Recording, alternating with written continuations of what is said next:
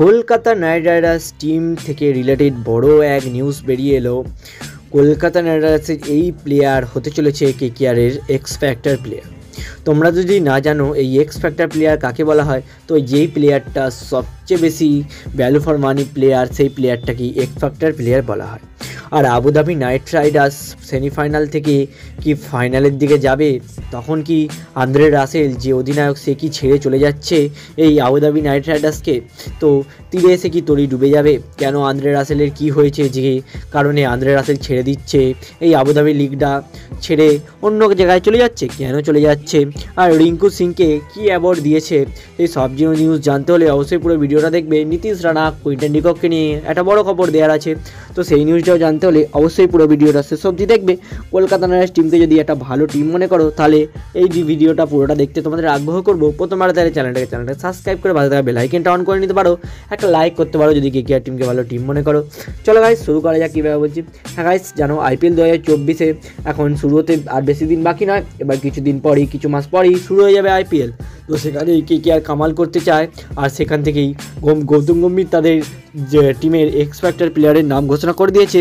তো সেই প্লেয়ারটা আর কেউ নয় গাইস, সে হলো রিঙ্কু মাসাল সিং। হ্যাঁ গাইস, কেউ নয়, রিঙ্কু সিং। কেন 2024 যদি কারোর নামে থাকে বা 23-24 যদি কারোর নামে থাকে, তার নাম হলো গাইস টি20তে হলে রিঙ্কু সিংয়ের নামটাই সবার প্রথমে আসবে।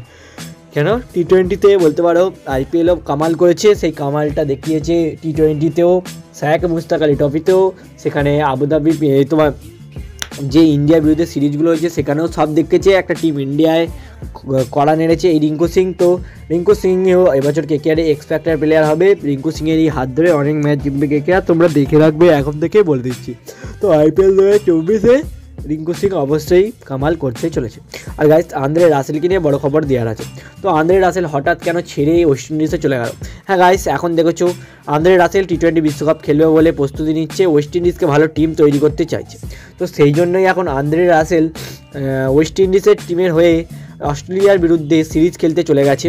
আর এখন ওয়েস্ট ইন্ডিজ জিতলে তবেই কোয়ালিফাই করতে পারবে ওয়েস্ট ইন্ডিজ টিম। তো আর রাসেল অনেকদিন পর দেশের মাটিতে ফিরছে, দেশের হয়ে খেলবে। তো ওয়েস্ট ইন্ডিজ টিমের হয়ে খেলবে আন্দ্রে রাসেল। সেখান থেকে রাসেলকে কি এরকম লিগ ছেড়ে কেকেআরের টিম ছেড়ে চলে যাওয়া উচিত? গাইস, যদি সেমিফাইনালে উঠতে পারে এই আবুধাবি নাইট রাইডার্স আর ফাইনালে উঠতে পারে, তখন রাসেল মনে হচ্ছে চলে আসবে। কেন সেমিফাইনাল ফাইনাল 14 তারিখের পর হবে, তো ততদিনে রাসেল চলে আসার চান্স আছে। তো এখন চলে গেছে আন্দ্রে রাসেল সিরিজ খেলতে অস্ট্রেলিয়ার সাথে। তো দেখা যাক রাসেল কি ঠিক সময় আসতে পারে আবুধাবি নাইট রাইডার্সের হয়ে খেলতে, সেটাও একটা দেখার বিষয় হবে। আজ জন্য এটুকুই, বাই বাই। কেমন লাগলো ভিডিওটা অবশ্যই কমেন্টে জানাতে ভুলবে না গাইস। আজ জন্য এটুকুই, বাই বাই।